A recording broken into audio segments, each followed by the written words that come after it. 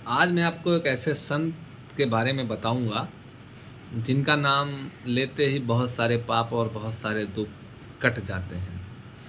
और वो नाम ऐसा है, ना किसी पहचान का मोहताज है और ना ही किसी तपस्या से कम है।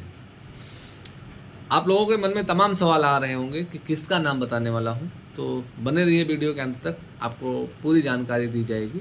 नमस्कार, प्रणाम, मैं नगेंद्र तिवारी। आज आपको एक ऐसे संत के बारे में बताऊंगा गाइस, जिनका नाम जिनका नाम लेने मात्र से ही तमाम दुख कट जाते हैं।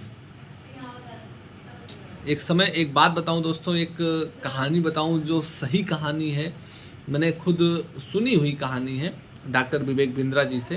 मैंने पूरा उनका वीडियो देखा था, पूरा शो देखा था। मैं सोचा कि आप तक पहुंचा होगा या नहीं पहुंचा होगा, तो मैं अपने वीडियो के माध्यम से आप तक पहुंचाऊं।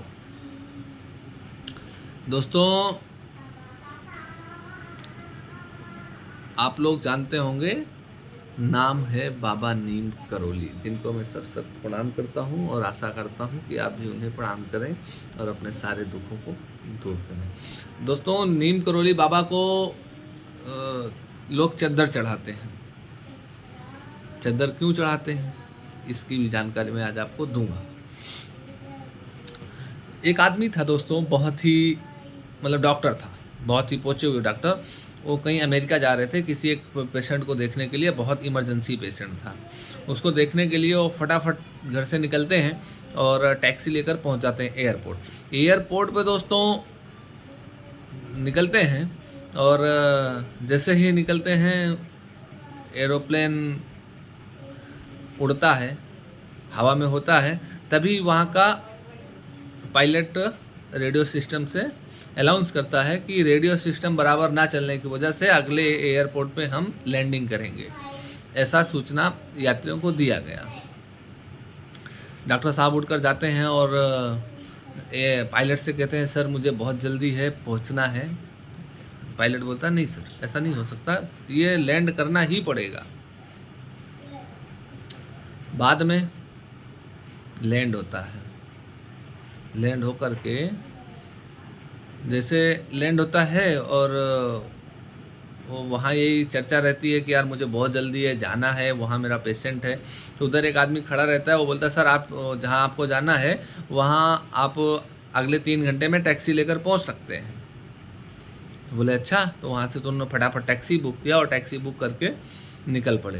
रास्ते में इतना जोर तूफान और इतना बारिश आया कि ये लोग रास्ता भटक गए। भटकते भटकते भटकते भटकते एक ऐसी जगह पे पहुँचे जहाँ कोई नहीं था, खाली एक सुनसान सा घर दिख रहा था और कोई नहीं था। अब ये क्या किए कि वो ड्राइवर फटाफट रुका और वहाँ जा कर के बोला कि वहाँ एक अंदर बुढ़िया थी, बुढ़िया से बोला कि माँ जी, क्या कुछ देर के लिए हम आपके यहाँ पास रुक सकते हैं? बोले बेटा रुक सकते हो, कोई दिक्कत नहीं है। तो डॉक्टर साहब भी और बुढ़िया और ये ड्राइवर साहब, तीनों लोग उस घर में रुकते हैं। कोई नहीं था, सिर्फ बुढ़िया थी और डॉक्टर साहब थे और वो थे। और पालने पे एक छोटा सा 3 साल का बच्चा लेटा हुआ था, जिसको बहुत ज़रूरी था डॉक्टर को दिखाना। और वही डॉक्टर शर्मा जो एयरप्लेन से जा रहे थे।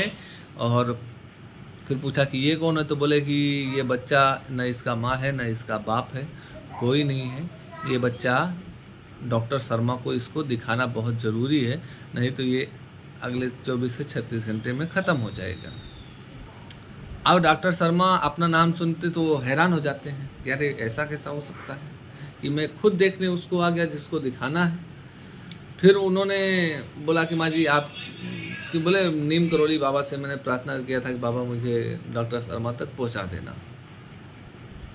बोले वाह बाबा, क्या शक्ति आप में, आपने प्लेन उड़ी उसको लैंडिंग करवा दिया, टैक्सी को रास्ता भुलवा दिया, और भुलवाया तो भुलवाया और ऐसी जगह पे पहुंचाया जहां मुझे आना ही चाहिए था। मैं आपको प्रणाम करता हूं। डॉक्टर साहब भी नतमस्तक हुए बाबा नीम करोली के।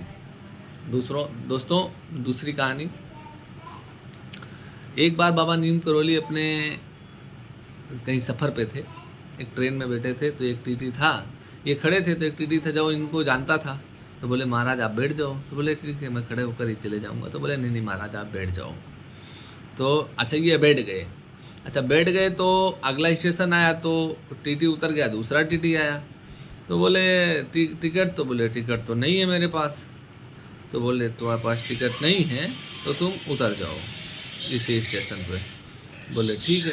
तो दोस्तों करोरी करोरी करोरी नाम का स्टेशन था और नीम का पेड़ था, वहीं उतर कर बाबा बैठ गए। ये तमाम इंजीनियर और तमाम सारे अफसर, तमाम प्रकार के लोग वहाँ पर आए और गाड़ी को स्टार्ट किए, लेकिन गाड़ी टस से मस नहीं हुई कि गाड़ी एक कदम भी बढ़ जाए। तमाम लोग छानबीन किए कि क्या हुआ, कैसे हुआ। सब लोग इकट्ठा हुए, बोले जिनको आपने उतार दिया वो एक महान संत हैं, आप उनके पास जाइए, क्षमा मांगिए और उनको गाड़ी में चढ़ाइए, गाड़ी चल जाएगी। बोले ऐसा भी होता है? बोले ऐसा भी होता है, जाकर देख लीजिए, एग्जाम्पल और उदाहरण आपके सामने आ जाएगा। बोले ठीक है। आ गए बाबा नीम करोली के पास में और इनके चरण में नतमस्तक हुए। बाबा मुझसे गलती हो गई, बाबा मुझसे क्षमा करो और मुझे क्षमा करके आप अपनी गाड़ी में अपने स्थान पर प्रस्थान करो और अपना स्थान ग्रहण करो। ऐसा कह करके बाबा से क्षमा याचना किया तो बाबा संत दिल आदमी तुरंत बोले ठीक है, जिससे आपकी इच्छा। चढ़ गए बाबा, तो चढ़ गए बाबा, जैसे ही चढ़े ट्रेन चल गई। ये बाबा नीम करोली की शक्ति। तब से वहाँ उस स्टेशन का नाम पड़ा नीम करोली। और एक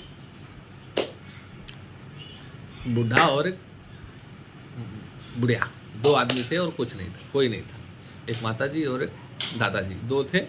और ये सो रहे थे रात को तकरीबन 10:30 बजे। बाबा नीम करोली का आगमन हुआ। बोले बच्चा मैं आज आपके यहाँ रुकना चाहता